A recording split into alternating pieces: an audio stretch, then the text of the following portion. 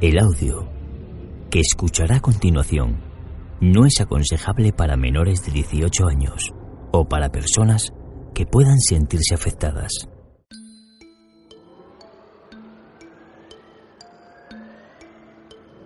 Este episodio es la continuación del anterior podcast de Noche de Mitos.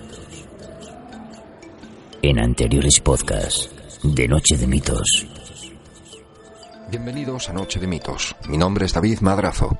Hoy haremos un viaje que no le dejará indiferente. Viajaremos a distintos puntos donde parece existir una fina cortina que separa mundos distintos o dimensiones paralelas, que en ocasiones estas cortinas parecen moverse y fundir los mundos, provocando situaciones y fenómenos inexplicables, que como veremos en ocasiones terminan por convertirse incluso en leyendas. El primer lugar donde grabamos este programa es uno de esos puntos especiales de nuestro planeta. Conoceremos la historia de un monasterio muy importante para la historia del Camino de Santiago. Hoy habita en una apartada zona de Asturias y posee más de 1 milenio de historia entre sus muros y sus alrededores. Lugar especial donde los haya, y una buena recomendación para que sea reconocido por cualquier viajero que desee visitarlo. Aparece en el libro 50 lugares mágicos de Asturias y acumula una historia increíble desde sus inicios, además de un cúmulo de leyendas fuera de lo normal.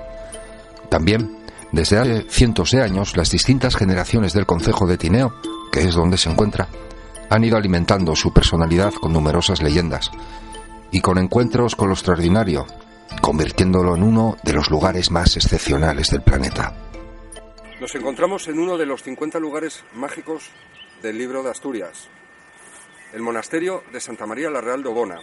También fue publicado en un artículo en Más Allá de la Ciencia, y es que estamos ante un lugar mágico, de esos que solo los valientes se atreverían a visitar también por la noche, sobre todo lo referido a la parte ruinosa. Aquí detrás de mí está la iglesia, que se mantiene activa y que se encuentra en perfectas condiciones, donde tenemos un Cristo románico que es una auténtica joya. Pero al lado izquierdo se encuentra la parte más antigua del monasterio. Es solo el inicio de tantas y tantas leyendas. En el año 2007, Joaquín Valledor, vecino de Obona, recibió la llamada de otro vecino de aquí pidiéndole ayuda para buscar a alguien que en la noche se había mancado, se había hecho daño, se había roto algo, porque escuchaban los gritos de una mujer aquí suplicando ayuda. Vinieron los vecinos y no encontraban a nadie, incluso llamaron a la Guardia Civil y estuvieron buscando. De repente los gritos aparecían a 10 metros, después en otro lugar. Hoy un Noche de Mitos muy especial. Hemos dado la introducción antes del lugar donde nos encontramos, uno de los 50 lugares mágicos de Asturias, del libro de David Madrazo. Pero no solamente eso, es que lo es. Es un sitio cargado de leyendas, es un sitio cargado de magia, es un sitio cargado de sucesos extraños también. Y solamente para los valientes, para por la noche. De aquellos monjes que preparaban recetas magistrales para curar infinidad de males de la humanidad.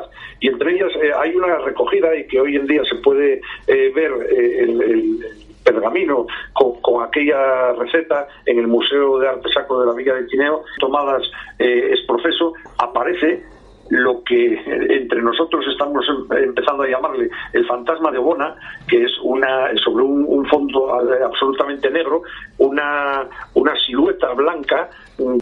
Si algo pasa, se estás grabando ya, ¿no? Venga, 5, 4, 3, 2, 1. ¿Pero tienes el Nice puesto? Sí. Vale, ahora. Voy a dejar este detector aquí. Si algo pasa, se alumbraría todo el arco. Sería terrorífico. Una puerta dimensional. En Pontevedra se encuentra Portalén y según muchos es la entrada directa al mundo de los muertos. Incluso un vivo, si realiza el ritual correcto, puede entrar en comunicación directa. Es otra cortina que separa los mundos y viajaremos con la Sana, en el rincón de la Sana, a conocerlo en vivo. Entonces, una vez que nosotros empezamos a intentar captar algún sonido anómalo con la grabadora, bastante alejado, como a unos 30 metros así, empezamos a escuchar unos gritos de mujer, como si alguien se hubiese caído o hubiera tenido algún tipo de percance. Lo que pasa que aquellos gritos, más que de dolor, eran como de rabia. Pasa con nosotros una noche ante la hoguera. Historia oculta, leyendas, terror humano, lugares de poder, iglesias y templos, enclaves telúricos. Adéntrate en un mundo donde todo es un misterio, donde la vida es muerte y donde la muerte es vida. No lo olvides, todo eso y mucho más, muy pronto, en Noche de Mitos, con David Madrazo. Noche de Mitos se emite desde un lugar mágico, extraído del libro de David Madrazo. 50 lugares mágicos de Asturias, de Ediciones Sidonia. Hoy toca un nuevo lugar cargado de historia, sacralidad y leyenda. Bueno, aquí estoy con el grupo de las chicas. David Madrazo, Yolanda Peón y Natalia Fernández.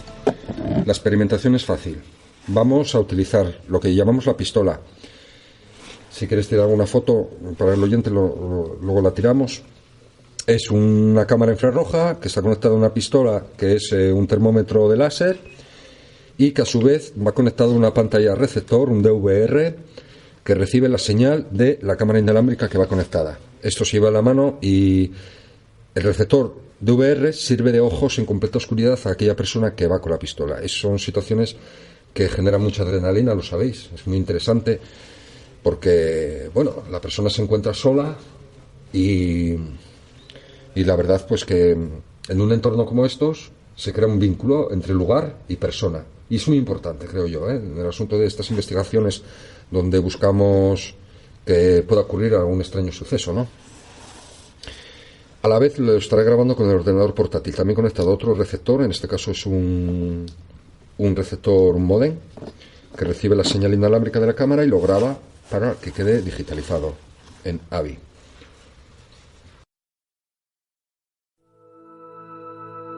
Noche de Mitos, con David Madrazo.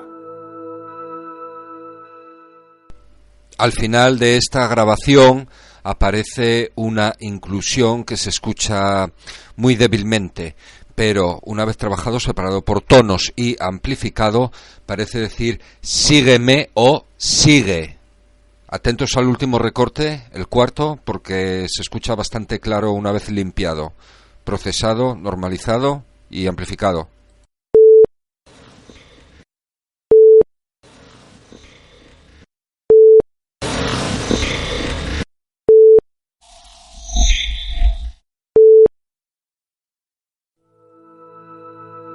Noche de Mitos, con David Madrazo. En la siguiente grabación, pues, bueno, la posterior a la anterior grabación del programa Noche de Mitos en este lugar mágico, también aparece otra inclusión que no pertenece a nadie de los que estaba ahí. ¿Qué son estas voces? ¿Qué son estas voces que tenemos que amplificarlas, que se escuchan entremezcladas con el sonido de fondo y que al final aparece un contenido, una voz de alguien que no estaba ahí? ¿Qué quiere decir? ¿De dónde proviene esta psicofonía? Vamos a escuchar la siguiente, que parece decir el monaguillo.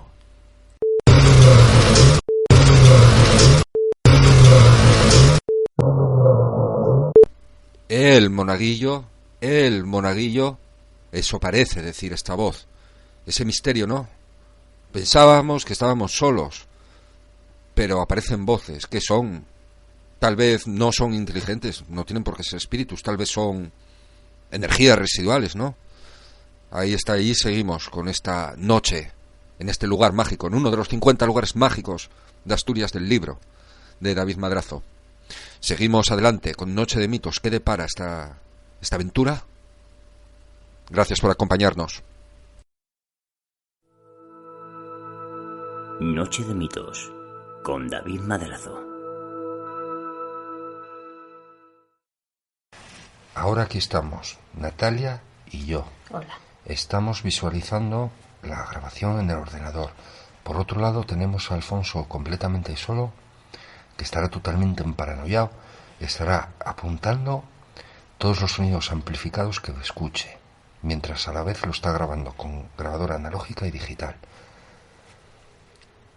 Aquí también estamos grabando nosotros por si surgiese algo anómalo en la grabadora.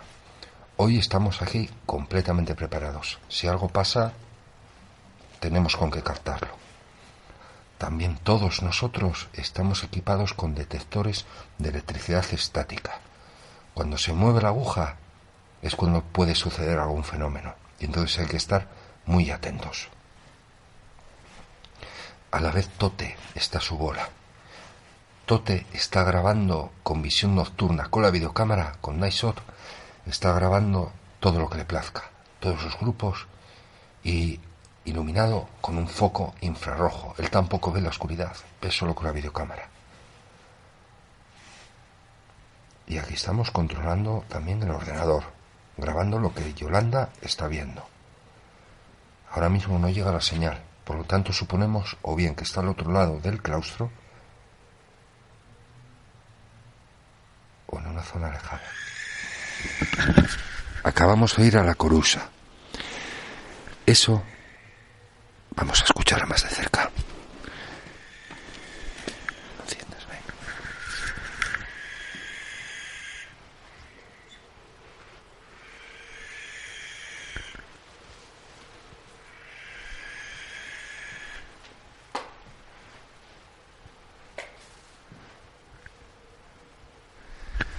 Ese es el famoso canto de la Corusa. Eso a cualquier persona, o que esté en la noche, si nunca ha escuchado el canto de estas aves nocturnas, pues lógicamente le puede impresionar. Pero eso que quede constancia, porque si ahora lo comparamos con uno de esos gritos espeluznantes que alguna vez aquí se ha escuchado a simple oído, no tiene nada que ver. Pero nada absolutamente. Ahí recuperamos la imagen de Yolanda, vuelve. Entonces vamos a darle a grabar otra vez.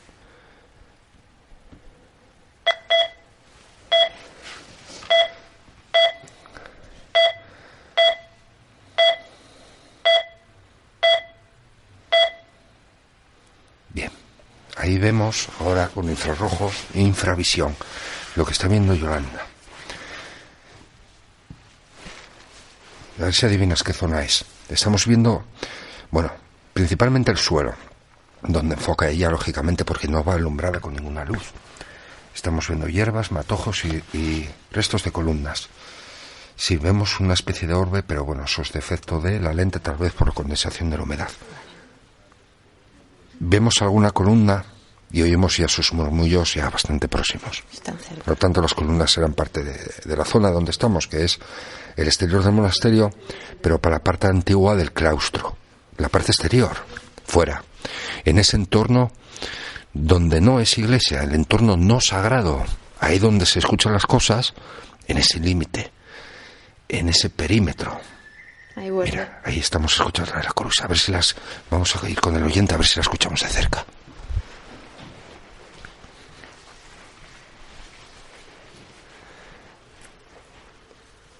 Tiene que ser muy impactante para Alfonso estar ahí solo y haber escuchado el canto de la Corusa.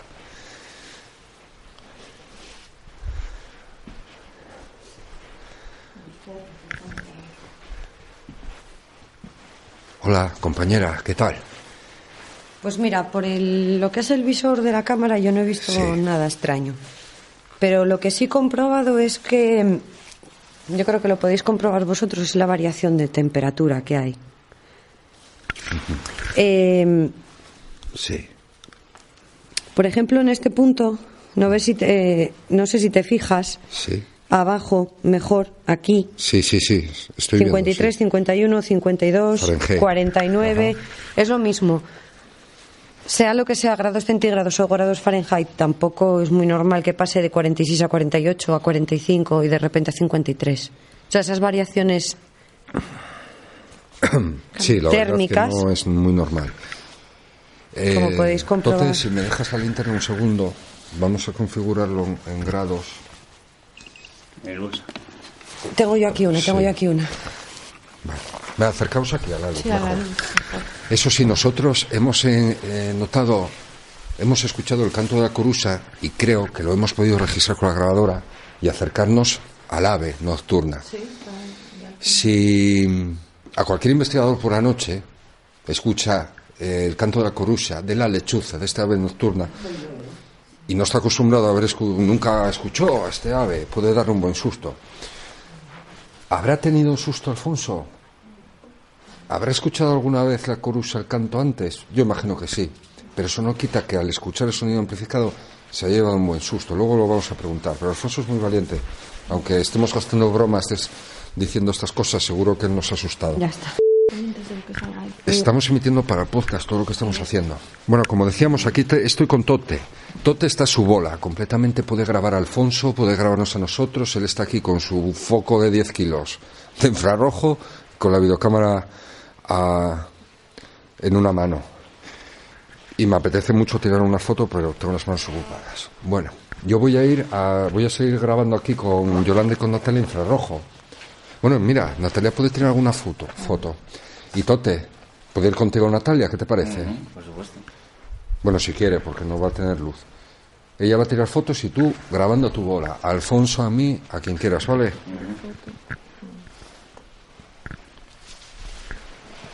Y el siguiente corte que emitiremos al oyente será pasados ya una hora o así, pues resumiremos los fenómenos o las cosas que vayamos experimentando. Lo que sí te pediría, David, Sí. es que veas o no veas nada en la cámara, vuelvas a medir, por favor, con la temperatura, porque los supuesto. cambios de temperatura tan bruscos, de 3 a 5 grados en cuestión de segundos, es algo bastante anormal. Pues si os la parece verdad. bien, voy a dar una vuelta, pero también voy a intentar compartirlo con el oyente, lo que vaya viendo, ¿vale? Vale. Aunque vaya hablando solo. Bueno, venga, hasta luego. Suerte, compañero. Gracias. Venga. Me pongo la capucha, que hace frío. Bueno, voy ahora mismo por la parte, las ruinas del claustro. Hacia la parte oeste. Alejándome de los compañeros. Acaba de encenderse el detector, un detector de movimiento que tenemos con luz. Y de nada me vale porque ahora no veo nada. Al ir iluminado solamente con la pistola estoy viéndolo a través de la pantalla del DVR que va conectado en forma de pistola con el termómetro. Y voy a hacer lo que me decía Yolanda. Ahora mismo estoy ante las ruinas del claustro. Todas grandes columnas que están cubiertas completamente de hiedra, pero de años y años y décadas. Es impresionante si lo ven. Los grados que me marca ahora mismo, que hace bastante frío, son de 3,3. 3,3 en el ambiente. Si muevo el termómetro hacia mis pies, está más frío, más fresco la hierba y marca casi los 3 grados, 2,7, 2,8. Voy a seguir haciendo esta patrulla alrededor. Me dirijo hacia la parte sur, hacia donde está el supuesto túnel. Y alejarme también porque en completa noche la escasa luz que tienen mis compañeros en el puesto donde está el ordenador alumbra bastante el resto de la zona monástica, del conjunto monástico. Del antiguo, repito, porque nosotros estamos en la parte exterior, lo que ahora son ruinas.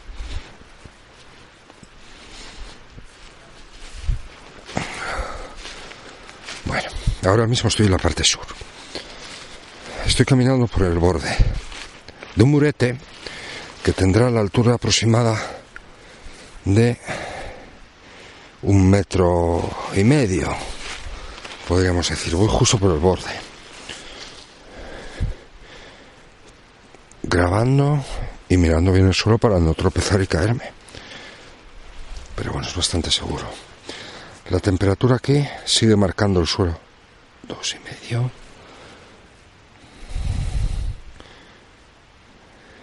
Y si enfoco las paredes, ahora mismo veo ahí a lo lejos a Tote y a Natalia.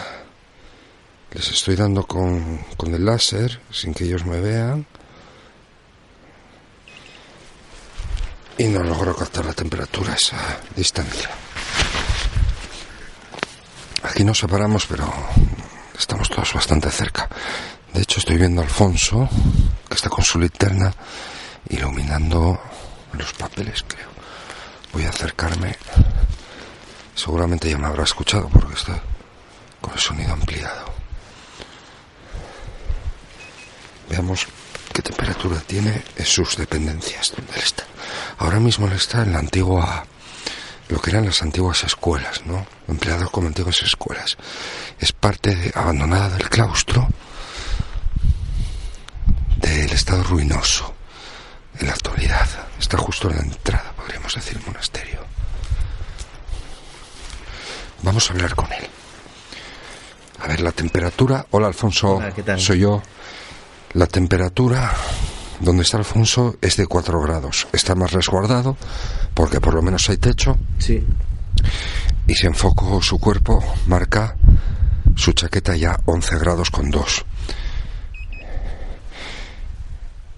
Veo que estás con la oscuridad, o sea, ¿qué pasas? Tú usas la linterna solamente para escribir, ¿no? Bueno, ya estuve grabando un cuarto de hora con ambas grabadoras. Estás analizándolo ahora. Y ahora estoy analizando lo de la grabadora de cassette.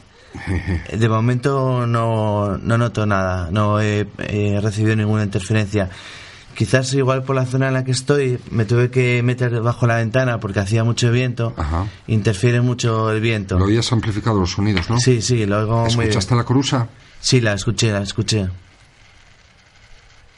Se acaba de oír un ruido, ¿no? Estoy escuchando un ruido, sí. Pero es tuyo, ¿no? ¿No es de lo que estás analizando? No. Y aquí... Pues no sé si... Bueno, yo voy a seguir dando la ronda, Alfonso, ¿vale? Bien. Pues nada, cuando termines vas allí y cambiamos ya con un compañero, ¿vale? Perfecto, yo me muero de ganas por experimentar aquí solo. Venga, hasta luego.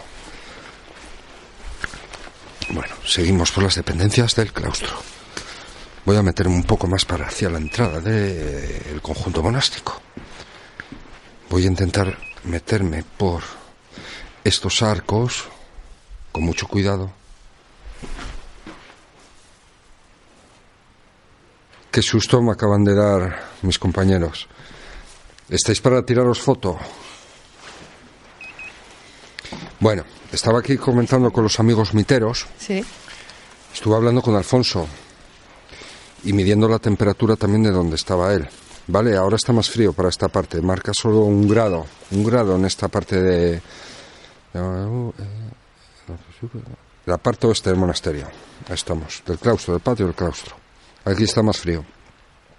Me decía que está analizando que no escucho nada extraño, salvo la corusa, que sí la pudo registrar. Bien. Y que enseguida acaba y nos turnaremos. Entonces yo iba a ir por aquí para evitar el detector, tanto el de movimiento como el de luz, que está en la entrada. Iba a dirigirme hacia la entrada. Sí, vale, si queréis venir. Yo lo vi solo, más que nada, no caemos.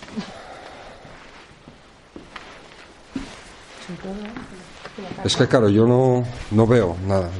Si me quitáis la luz, mejor. Entonces espérate a ver. Sí, es que yo voy...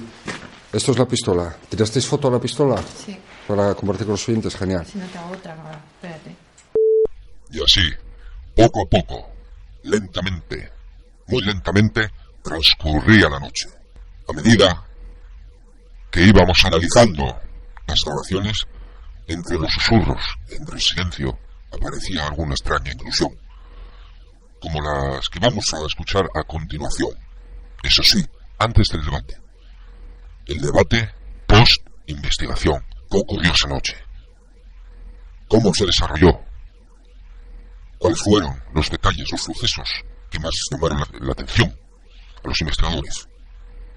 ¿Qué historias, qué leyendas posee el monasterio? Todo eso en el debate. Pero ahora vamos a escuchar alguna inclusión psicofónica más, así que prepare los auriculares. Bien, afine el oído, porque ya sabe que esas grabaciones, algunas se escuchan mejor que otras. Noche de mitos, con David Madrazo. Seguimos con las extrañas grabaciones, las extrañas inclusiones, interrupciones que aparecen una vez que montamos el podcast. Por ejemplo, ahora vamos a escuchar un tramo de grabación digital, donde escucharemos los pasos caminando del investigador, y de repente un susurro en completo silencio, donde no hablaba nadie, lo escuchamos en la grabación, un susurro entremezclado con el ruido al pisar, que parece decir, ya vienen. Vamos a escucharlo, el tramo original, y después ese recorte amplificado separado por tonos.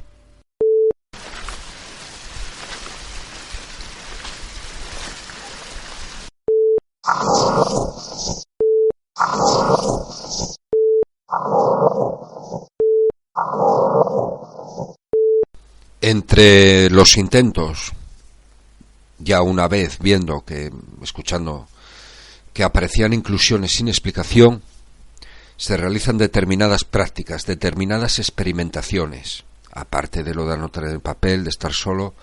Después, en conjunto, el equipo de Noche de Mitos se reúne en círculo y, en total silencio todos, comienzan a turnarse lanzando una pregunta al vacío, al aire, a ver si esas voces responden. Vamos a escuchar una de esas voces, que en realidad es una especie de tres que se escucha en el fondo. Primero es una voz de hombre que parece decir Carmen, pero muy entremezclado con el sonido. Después una voz más aguda, más identificable, que parece decir ¿qué te dije yo? Y después precedido de una tercera que es un golpe. Nadie produjo ningún golpe, pero no es ninguna voz. Entonces escucharemos primero el trozo original, después amplificado, donde aparecen esas tres, ¿no?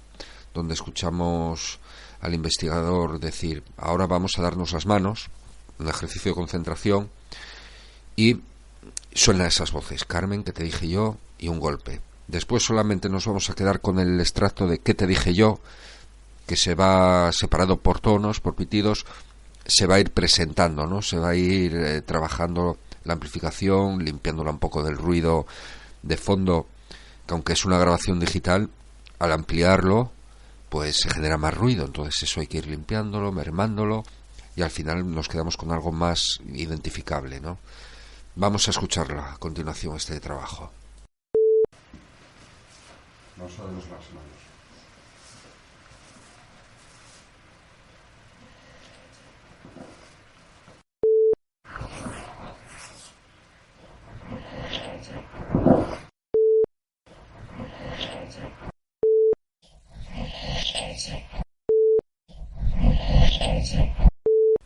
Antes hablábamos que de esas tres psicofonías, o bueno, dos y un golpe, la primera no se distinguía muy bien, pero parecía decir Carmen.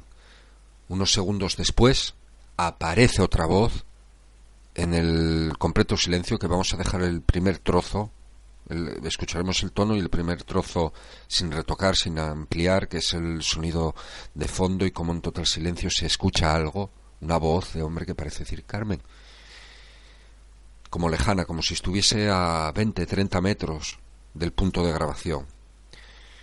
Al ampliarlo, el sonido de fondo también sube y por lo tanto perjudica la audición. Pero una vez que vamos trabajando, lo que no cabe duda es que es una voz de hombre. Es una voz, y dice Carmen.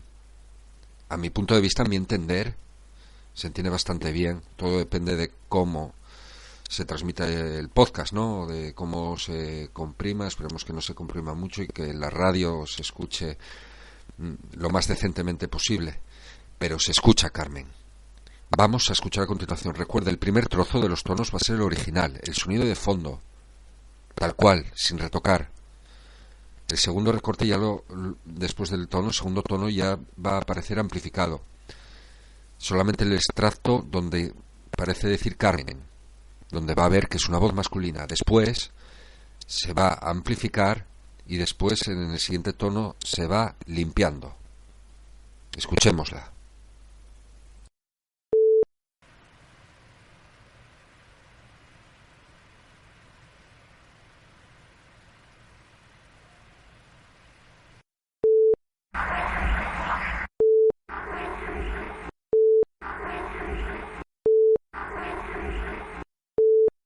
Esta es muy clara.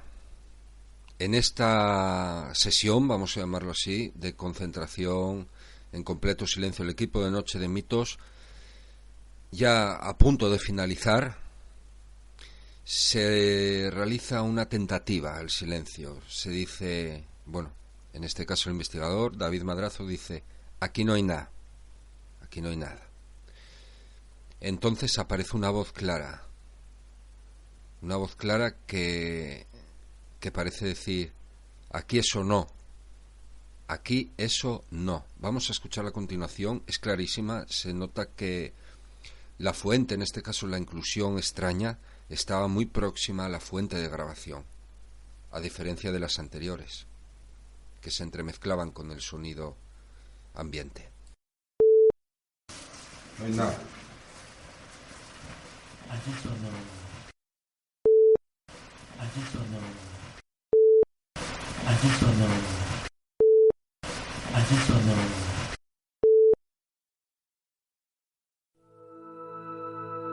Noche de Mitos, con David Madrazo.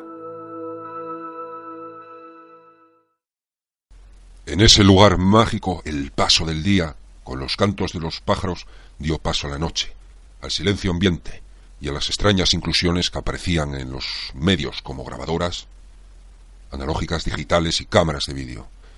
Ahora llega el paso de la sección del debate, donde los investigadores van a hablar de este lugar, de su historia, de sus leyendas y sus experiencias, las experiencias vividas aquí. El equipo de Noche de Mitos comentará sus experiencias. Recuerde que en el blog nochedemitos.blogspot.com podrá ver el vídeo de esta investigación, de este lugar mágico, rescatado del libro 50 lugares mágicos de Asturias, de David Madrazo. Y al final del debate escucharemos un resumen de todas las grabaciones obtenidas, tanto estas del año 2015 como las de anteriores años.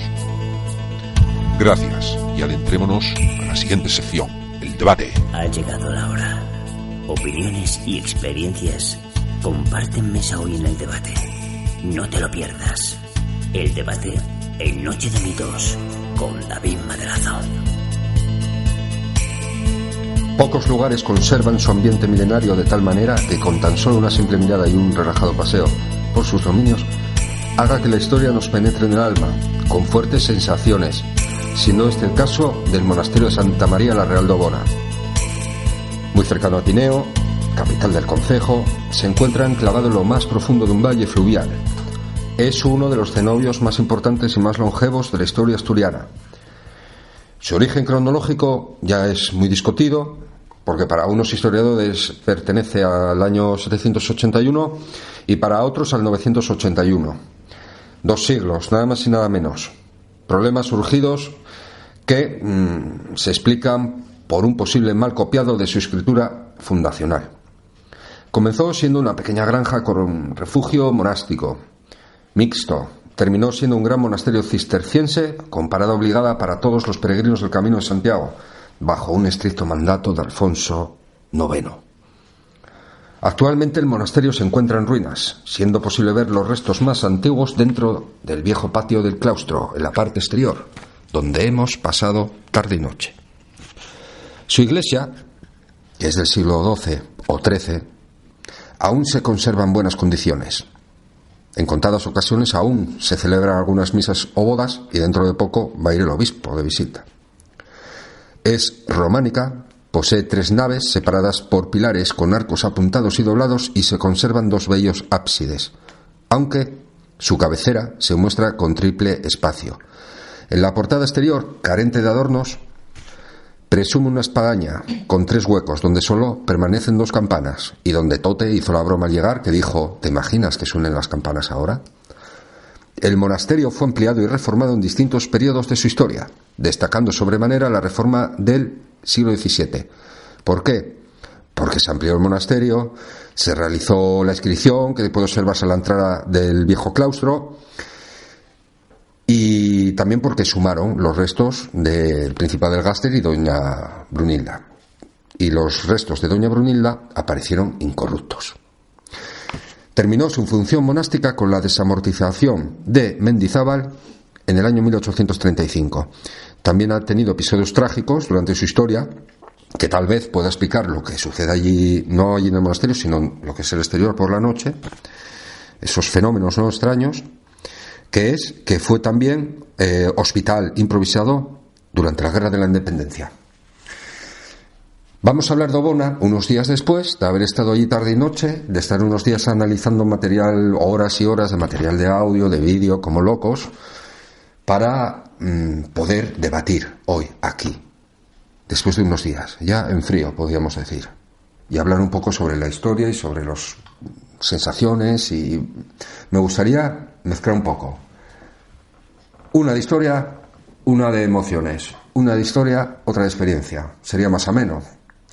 Yo ya he dado una introducción, ¿no? Una introducción de lo que es principalmente el motivo por el que hemos ido allí, que es uno de los 50 lugares mágicos de Asturias que aparece en el libro de David Madrazo, que soy yo el que les habla, y que realmente, como invita Jesús Callejo en el prólogo, hay muchos de estos lugares mágicos cargados de leyendas, de testimonios, de apariciones, de sucesos inexplicables que se explicaban con otros nombres en otra época, pero que también sucedían, y que es completamente distinto visitarlos de día que de noche. De noche suele ser para los más valientes, los más... ¿no? Bueno, o no. Si se va acompañado, valentía tampoco sobra. Valentía sería si fuera yo solo, pero acompañado de todos mis amigos y compañeros de Noche de Mitos, como ocurrió este sábado, pues puede darse lo que se quiera darse, ¿no? Pues sí. Buenas tardes, Alfonso. Hola, ¿qué tal? García, el profe, es Sanina, Buenas Natalia tardes. y Yolanda Peón. Hola, ¿qué tal? Bueno, compañeros, tenemos aquí un montón de papeles, de historias que contar, de experiencias. Ha escuchado el oyente un extracto de aproximadamente 25 minutos, media hora, donde dábamos una vuelta, íbamos cambiando los grupos, unos iban grabando psicofonías, otros iban grabando infrarrojo. El trozo donde Yolanda, primero yo solo y luego Yolanda Peón, nos perdemos por un camino que mucho detrás del claustro y de todas las ruinas, llegando a un río y bueno, compartiendo principalmente unos fenómenos que se han dado. Se puede decir que la noche fue floja a partir de las 3 de la mañana, o 4, 3 y pico más bien, pero que primero hubo una serie de sucesos que nos desconcertaron bastante. Hablábamos los gritos del año 2008, escuchábamos a la corusa, de repente volaba con nosotros. Se han podido escuchar la diferencia entre los cantos reales del ave, que los tenemos grabados, y de los gritos, ¿no? Porque son distintos. Pero claro, hay que afinar el oído, a no ser que del grito te aparezca al lado, entonces ya te vas a dar cuenta que es un fenómeno paranormal. Nos parecía a veces escuchar efectivamente el grito, intentábamos llegar a la fuente, pero no encontrábamos a la corusa, cosa que sin embargo la corusa sí estaba, ¿no?, en el patio del claustro. Sí. Fue algo desconcertante, aparte de otras sensaciones y experiencias que se han vivido y, por supuesto, exitosamente, pues en las grabaciones tanto de vídeo como de audio, pues han salido un montón de voces de personas que no están allí, y ahí estamos otra vez con el fenómeno paranormal más a mano, que es el de las psicofonías, el de las parafonías. Vamos, que allí, de hecho, escucha el oyente, si simplemente con que lo escuche, hay muchas voces que nosotros no hemos incluido, que aparecen mientras hablamos, mientras estamos describiendo las cosas, aparecen voces de personas que no están allí, y el oyente va a poder identificar un montón, y si quiere incluso dejarnos un mensaje para, oye, esto queréis ponerlo y tal, que las hemos descartado, hemos puesto las que son, consideramos más claras, ¿no?, para emitir, las que no pisan otras voces, porque claro, tú si pones un cacho de una voz, donde salga alguno de nuestros compañeros, si lo pones a alguien que no está acostumbrado a escuchar psicofonías, no va a escuchar por el fondo, ¿no?, de esas voces, principalmente porque no está familiarizado con las nuestras, entonces eso no lo podemos emitir. Ha habido un montón de fenómenos. Entonces empezad a hablar, compañeros. Yo lo que quería contaros, la sensación que tuve cuando llegamos de día, me parecía, de hecho se lo comenté a Alfonso en varias ocasiones, de día era un sitio que a la luz del sol, porque hacía sol, me transmitía mucha paz estar allí durante el día. Ahora, la cosa cambió totalmente en cuanto oscureció. En el momento que llegó la noche, ya la temperatura bajó bastante. La verdad que Yolanda y yo pasamos una noche de mucho frío. Muchísimo frío.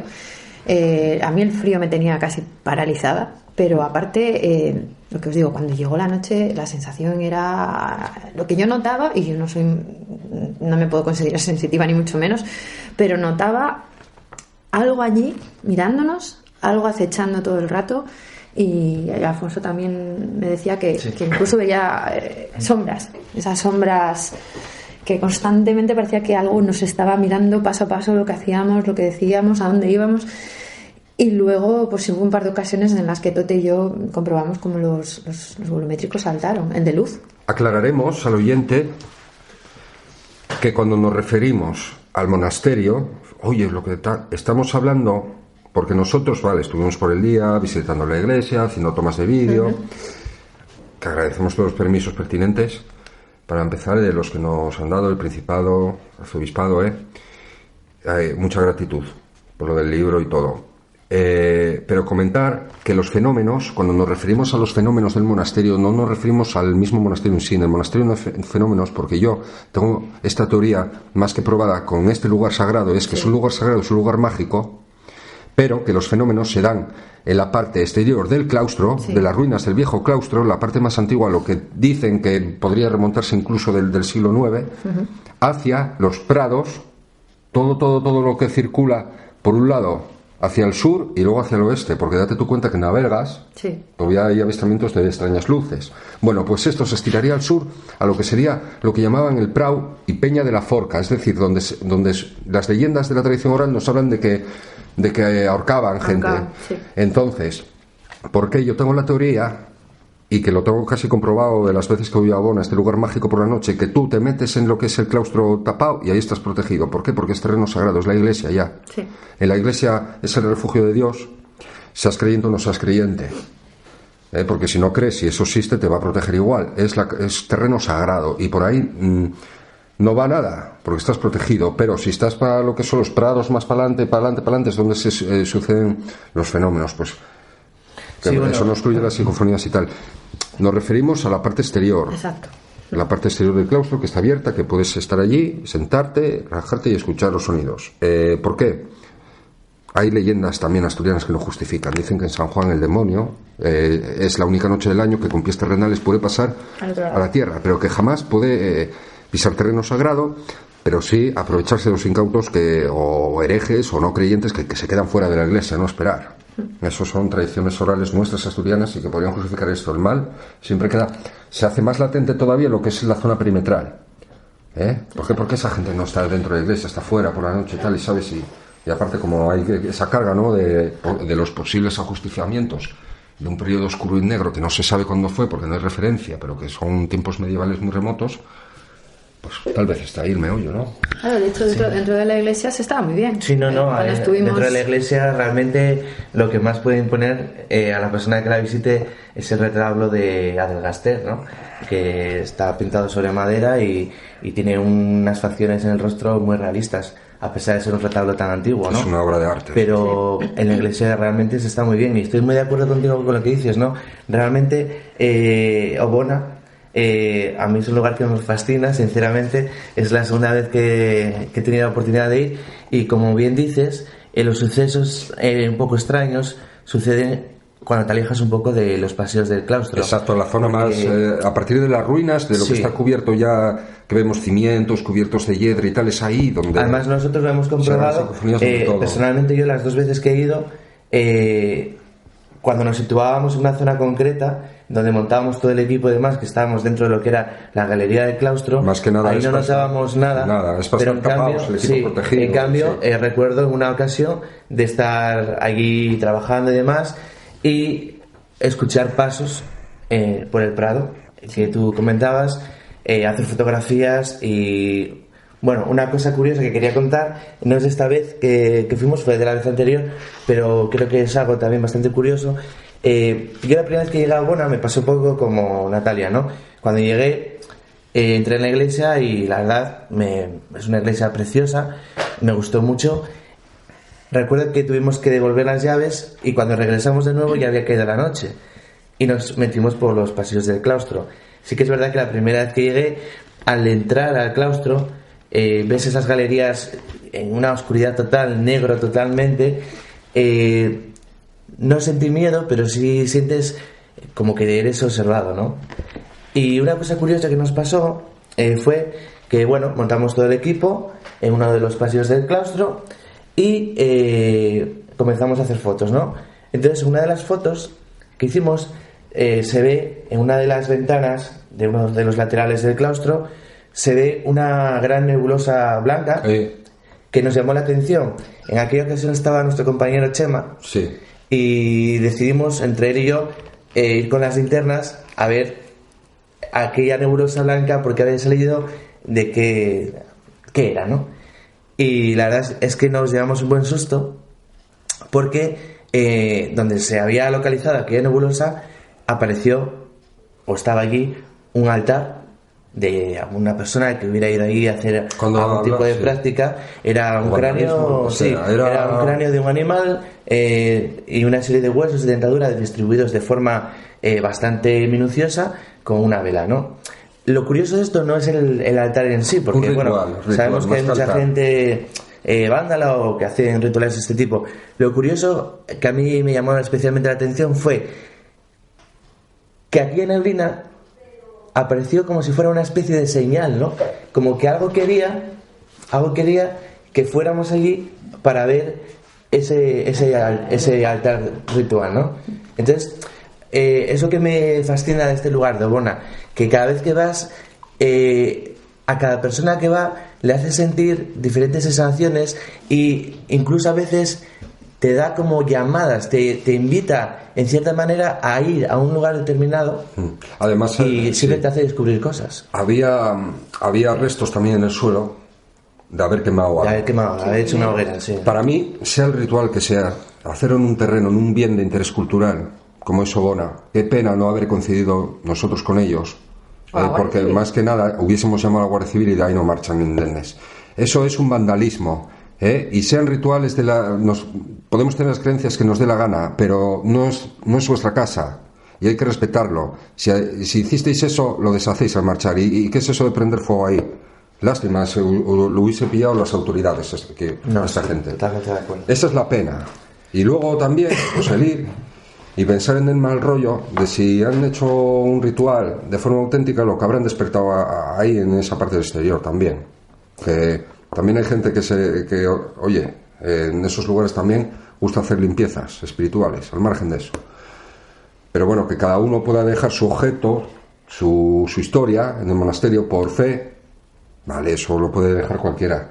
Pero prender fuego, por favor, Qué pena no haberlos coincidido, vaya. Eso es una salvajada, para empezar. Otra cosa, mira, es un objeto que encontramos también.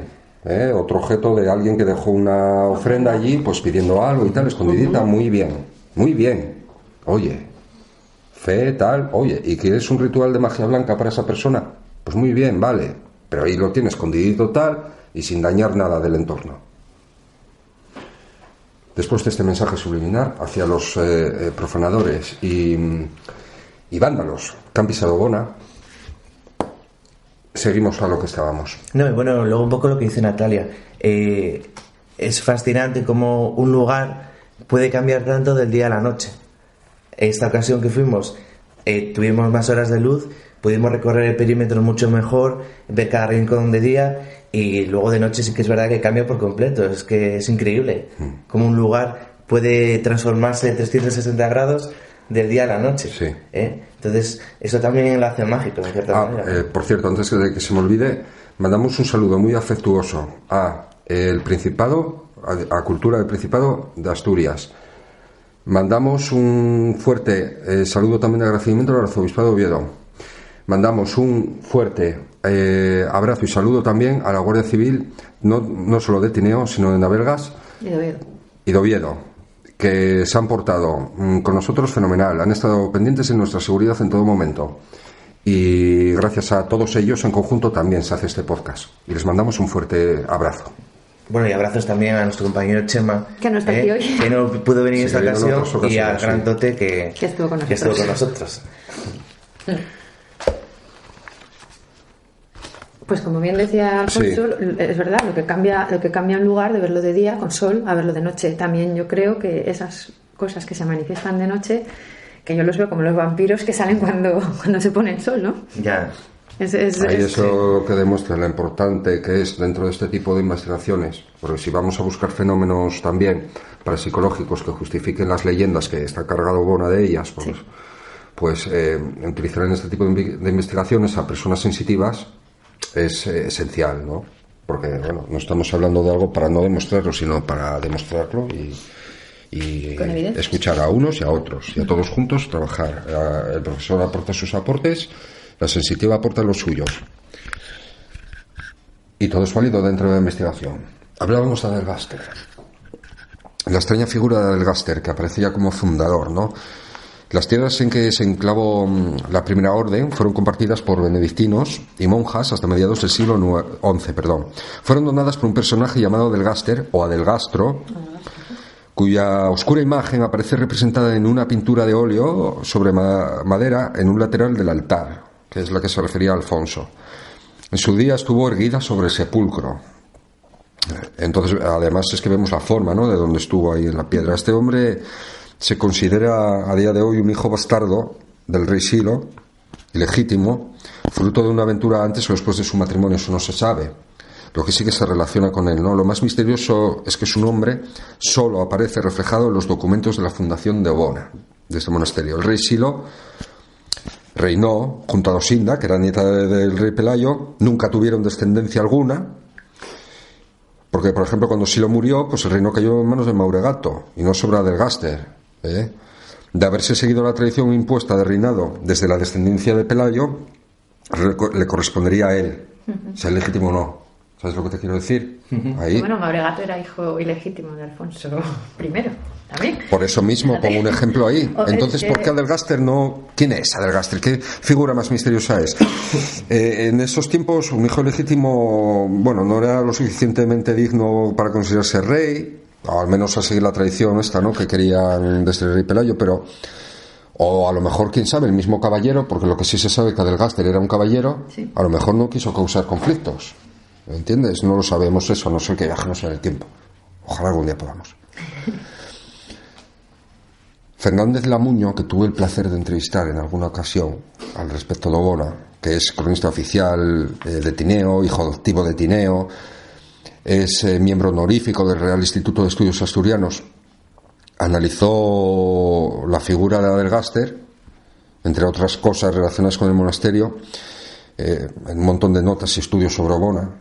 Además a mí me los dio escritos en mano y en máquina de escribir. Me dejó un montón de material inédito, que mucho plasmado en el libro también, y en un artículo Más allá de la ciencia que publiqué hace años, ¿no? Y él considera, sin lugar a dudas, tú le hablas de Adelgaster y dice él que la tumba de la iglesia de allí es sepulcro real. Y que para él, y bueno, concretamente, y él ha investigado mucho sobre el tema, es un príncipe. Y mira, es curioso que en uno de los textos que él me facilitó, ¿no?, él hace una pequeña comparación, ¿no?, sobre Lanzarote, del rey Arturo, que danzó por las mágicas tierras de Obona, pero ya sabéis que Lanzarote estuvo perdido, según la tradición, por parte del norte de España. Muchos investigadores de la historia oculta, ¿no?, de estas leyendas sobre artúricas, situaba la pérdida de Lanzarote, pues muy posiblemente en parte de la península nuestra, cantábrica, porque desapareció y eso, ¿no? Entonces él lo figuraba como, se lo imagina Adelgaster, como un prototipo idóneo, ¿no?, de caballero artúrico en aquella época. Fíjate tú, una persona que done todas esas tierras, todo lo que donaba, ¿no? Y bueno, lo cierto es que ya el lugar de por sí donde se enclava el monasterio son mágicas, siempre relacionadas con el agua, con la xiana, con la pureza, con el culto ya ancestral céltico hacia el agua, sí, y la naturaleza. Diana, Lamuño, recordaba perfectamente un testimonio, ejemplo de la xiana, que de un señor allí en los años 50, un vecino, un labrador, que cerca del cenobio, precisamente en la zona esta antigua del claustro, donde están las ruinas, al exterior del terreno sagrado, podríamos decir, pues se vio una condensación de neblina blanca, ya en aquella época, densa y opaca, sí, o sea, muy densa, compacta y opaca, que poco a poco comenzó a tomar la forma de mujer y empezó a emitir susurros. Hoy, sin duda, diríamos, es un fantasma, es una fantasmogénesis, una aparición. Pero de aquella se justificó como la Siana, la aparición de la Siana en aquel lugar. Uno de los primeros fenómenos parapsicológicos, podríamos decir, en torno al monasterio de Obona, y que es un testimonio real recogido por la en nuestras visitas, en una de las fotos tomadas, sí se veía una condensación de niebla en el centro del prado que rodea el claustro, formando lo que parecía ser una figura humana, y ahí tenemos la foto para que los oyentes la puedan ver.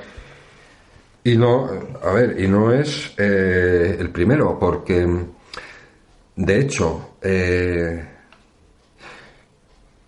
la Asociación de un Alto en el Camino obtuvo la foto Laureano García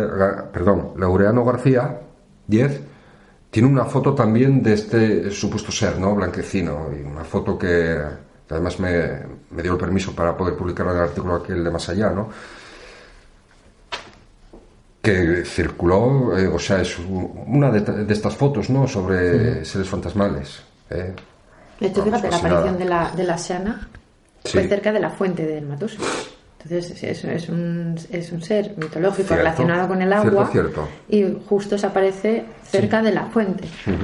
Eso también es un dato a tener en cuenta. De hecho, en el siglo XVIII, Fray Benito Jerónimo Fijó, que era un gran desmitificador de los fenómenos paranormales, estudió los casos que acontecían en esta zona, entre ellos la superstición del agua milagrosa que brotaba de esa fuente del Matoso. Sí. Cierto.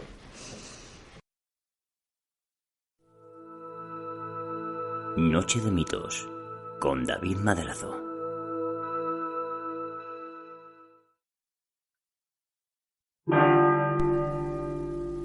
Hacemos un pequeño corte en el debate para proseguir en la siguiente parte, no sin antes reflexionar sobre este lugar mágico en el que hemos estado,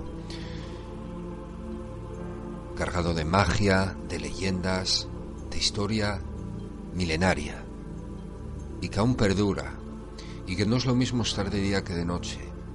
Es como si toda la zona cambiase el rostro. Mucha nostalgia genera en nuestro recuerdo el monasterio de Obona, porque se han vivido muchas experiencias desde el año 2008. Hemos incluso estado con televisión como Antena 3, la 4 con Cuarto Milenio. También estuvimos emitiendo para Milenio 3, hablando con Iker Jiménez en este lugar tan especial. No podría mantener la cuenta, debería de tirarlo de archivo, pero las noches y días que hemos estado allí pues pueden superar perfectamente las 20. Y no hay visita que nos deje indiferentes. A veces vemos cosas, a veces no las vemos. Desde luego el lugar conlleva grandes protagonistas como Valeriano Fernández, que es al que dedicamos en su memoria, porque ya falleció, dedicamos en su memoria todo este resumen, no solamente de 2015, sino de todos estos años, este resumen en la historia de nuestras vivencias, de nuestras experiencias que compartimos con ustedes, para que se sienta también protagonista, ¿no?, de esta historia, y que sabe que puede verlo este lugar con sus propios ojos. Seguiremos escuchando en las siguientes partes el debate, el Rincón de la Siana, viajaremos a Galicia y un universo diverso muy especial también, donde entrevistaremos a Maika y su nuevo libro, así que no se lo pierda, y gracias por estar ahí y de escucharnos en Noche de Mitos. Recuerde, búsquenos en Facebook. Gracias, un fuerte saludo.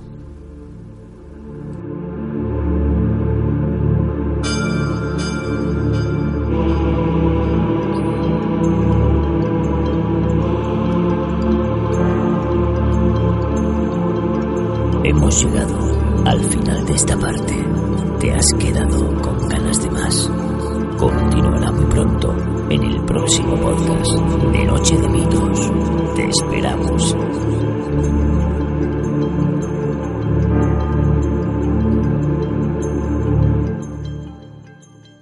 ¿Te has quedado con ganas de más? Entonces síguenos en Facebook, Twitter, Instagram, iVoox y iTunes. Y si quieres saber más sobre nosotros, entra en nochedemitos.blogspot.com. Te sentirás cerca.